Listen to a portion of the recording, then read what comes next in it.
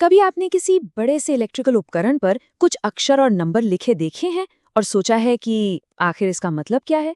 असल में electrical engineers की अपनी एक सीक्रेट भाषा होती है और आज हम उसी का एक बहुत ही जरूरी हिस्सा डीकोड करने वाले हैं।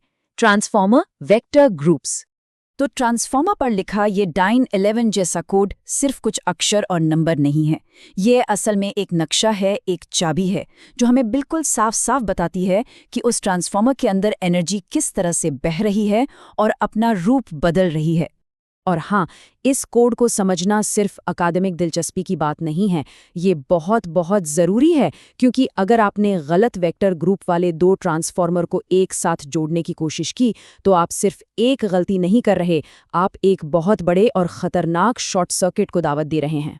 तो चलिए इस कोड को परत दर परत खोलते हैं और इसके राज को समझते हैं। सबसे पहले बात करते हैं इसके अक्षरों की। तो ये वेक्टर ग्रुप हमें तीन सीधी साधी बातें बताता है। पहली, हाई वोल्टेज वाइंडिंग कैसे जुड़ी है, दूसरी, लो वोल्टेज वाइंडिंग कैसे जुड़ी है, और तीसरी जो एक नंबर से दिखाई जाती है वो ये कि इन दोनों के बीच फेज में कितना डिकलाज है। चलिए अक्षरों से शुरू करते हैं।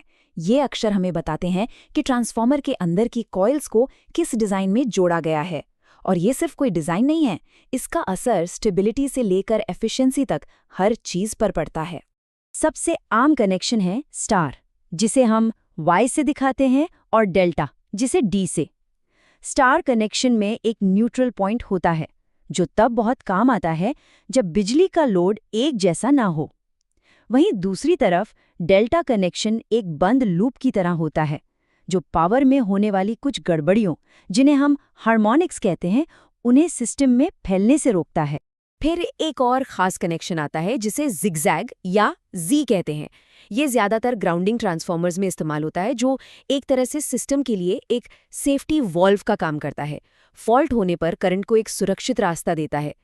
अब आते हैं कोड के नंबर वाले हिस्से पर, और सच कहूँ यहीं पर चीज़ें बहुत दिलचस्प हो जाती हैं, क्योंकि इसे समझने के लिए हमें एक बहुत ही जानी पहचानी चीज़ के बारे में सोचना है, एक घड़ी।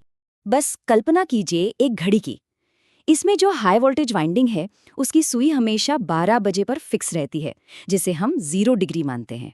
और यही है वो शानदार ट्रिक। घड़ी पर हर 1 घंटा हाई वोल्टेज और लो वोल्टेज वाइंडिंग के बीच 30 डिग्री के फेज डिकेलाज को दिखाता है। ये एक जटिल इलेक्ट्रिकल कॉन्सेप्ट को समझने का कितना आसान और बेहतरीन तरीका है ना? तो इसका मतलब क्या हुआ? अगर कोड में 1 लिखा है तो लो वोल्टेज साइड का वोल्टेज हाई वोल्टेज साइड से 30 डिग्री पीछे चल रहा है, जिसे हम लैगिंग कहते हैं।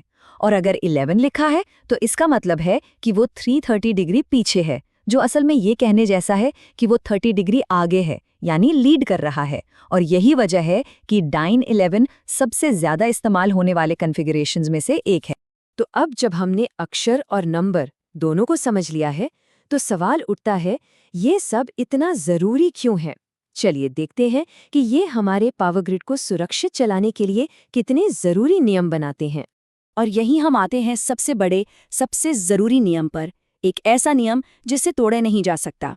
जब भी दो ट्रांसफॉर्मर को एक साथ पैरेलल में चलाना हो, तो उनके वेक्टर ग्रुप्स का मिलना लाजमी है। इसमें ज़रा सी भी चूक की कोई गुंजाइश नहीं है, क्योंकि नतीजा सिर्फ एक होता है, एक ज़बरदस्त शॉर्ट सर्किट। तो जब कोई इंजीनियर एक पावर सिस्टम डिज़ाइन कर रहा होता है ना, तो उसके दिमाग में एक पूरी चेकलिस्ट चल रही होती है। क्या ट्रांसफॉर्मर को पैरेलल में जोड़ना है तो ग्रुप्स सेम होने चाहिए? क्या ग्राउंडिंग या अनबैलेंस्ड लोड के लिए न्यूट्रल पॉइंट चाहिए तो स्टार कनेक्शन लगेगा? क्या हार्मोनिक्स एक समस्या है तो एक डेल्टा कनेक्शन सिस्टम को क्लीन रखने में मदद करेगा? हर सवाल उन्हें सही कोड चुनने के और करीब ले जाता है। ठीक है, थ्योरी तो बहुत हो गई। अब देखते हैं कि असल दुनिया में ये कोड कैसे काम करते हैं, और तब क्या होता है जब चीज़ें गड़बड़ हो जाती हैं। जैसे हमारे घरों के पास जो ट्रांसफॉर्मर लगे होते हैं, वे अक्सर DY11 होते हैं। इसका डेल्टा साइड ग्रिड से आने वाले हार्मोनिक्स को संभालता है और स्टार साइड हमें घरों के लिए ज़रूरी न्यूट्रल कनेक्शन देता है। वहीं दूसरी ओर पावर प्लांट में जनरेटर के साथ YND11 का इस्तेमाल होता है, ताकि जनरेटर को ग्राउंड किया जा सके और सिस्टम साफ सुथरा रहे। चलिए अब एक असली केस स्टडी देखते हैं। यहाँ बात हो रही है एक 630 kVA के ट्रांसफॉर्मर की। नियम यह है कि इसके टर्न्स रेशियो में सिर्फ ±0.5% तक का ही फर्क आ सकता है। और ये रहे नतीजे। जरा इन नंबर्स को देखिए। U और V वाइंडिंग बिल्कुल ठीक हैं, लिमिट के अंदर हैं, लेकिन W वाइंडिंग को देखिए 138%। ये कोई छोटी मोटी गलती नहीं है, ये एक बहुत बड़ी खराबी का संकेत है। ये टेस्ट हमें चीख चीख कर बता रहा है कि इस ट्रांसफॉर्मर के अंदर कुछ बहुत बुरी तरह से गलत है। तो ये एक बहुत ही दिलचस्प सवाल खड़ा करता है। अगर सिस्टम में डेल्टा वाइंडिंग है ही नहीं, तो कुछ खास तरह के करंट्स कहाँ जाते हैं? इसका जवाब सच में हैरान करने वाला है, और ये दिखाता है कि इलेक्ट्रिकल इंजीनियरिंग कितनी गहरी और जटिल हो सकती है। जवाब ये है कि कभी-कभी ट्रांसफॉर्मर का अपना स्टील का टैंक, वो ढांचा जिसमें सब कुछ रखा है, वो खुद एक भूमिका निभाने लगता है। जी हाँ, आपने सही सुना। इस घटना को टैंक डेल्टा इफेक्ट कहते हैं।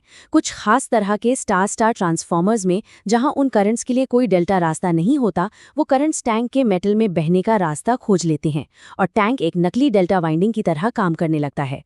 और यही बात इस फील्ड की छिपी हुई खूबसूरती को सामने लाती है। इसका मतलब ये कि जिस स्टील के बक्से को हम सिर्फ एक कवर समझते थे, वो भी सर्किट का एक एक्टिव हिस्सा हो सकता है। ये हमें याद दिलाता है कि एनर्जी की दुनिया में हर चीज एक दूसरे से जुड़ी है, कभी-कभी उन तरीकों से जिनकी हम कल्पना भी नहीं कर सकते। हमारे साथ इस सफर में जुड़ने के लिए और इस सीक्रेट कोड को सुलझाने के लिए बहुत बहुत शुक्रिया। अगर आप भी उन अदृश्य ताकतों के बारे में जानना चाहते हैं जो हमारी दुनिया को चलाती हैं, तो इस तरह के और भी विश्लेषणों के लिए सब्सक्राइब करना न भूलें।